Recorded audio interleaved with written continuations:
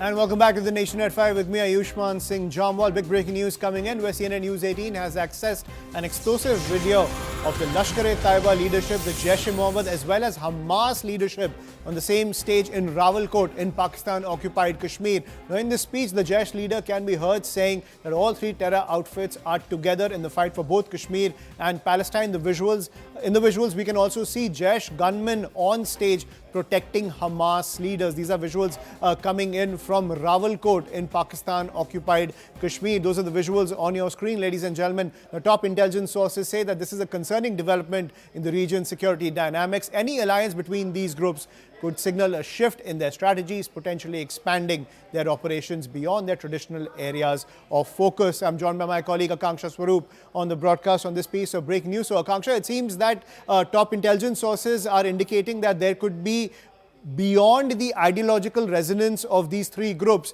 there could be some tangible cooperation when it comes to the terror operations in South Asia.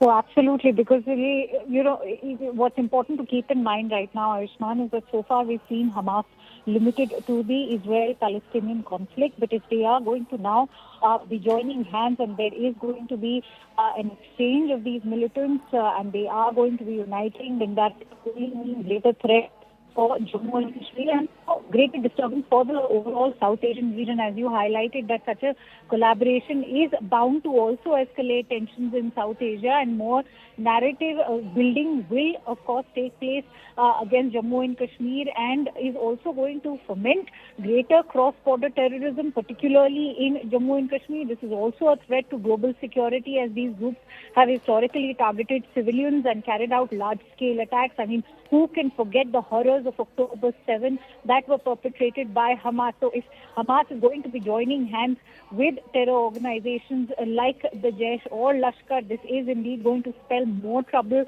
for India. If Hamas is now going to be operating in Pakistan-occupied Kashmir, it could also indicate Pakistan's own continued involvement in fostering various militant activities. This is indeed a dangerous convergence of militant groups with differing but overlapping agendas. And we've already seen how Donald Trump, in fact, has been addressing the issue of ironclad with an ironclad approach.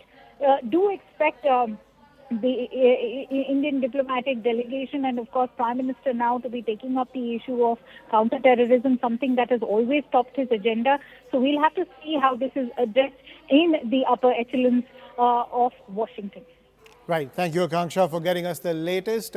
So those are the visuals on your screen, ladies and gentlemen. You can see these are visuals coming in from Rawalkot in Pakistan-occupied Kashmir, where the leaders of three terror organizations are on the same platform. That is Hamas, the Jaish-e-Mohammed, as well as the Lashkar-E-Taiba, showing solidarity with each other for their terror campaigns in Kashmir as well as Palestine. Now, top intelligence sources have said that this is a concerning development in the region's security dynamics. Any alliance between these groups could signal a shift in their strategy. So top intelligence sources concerned about the fact that this could be more than the ideological resonance between these three groups. But that's all we have to pack in on the show. Up next, Plain Speak.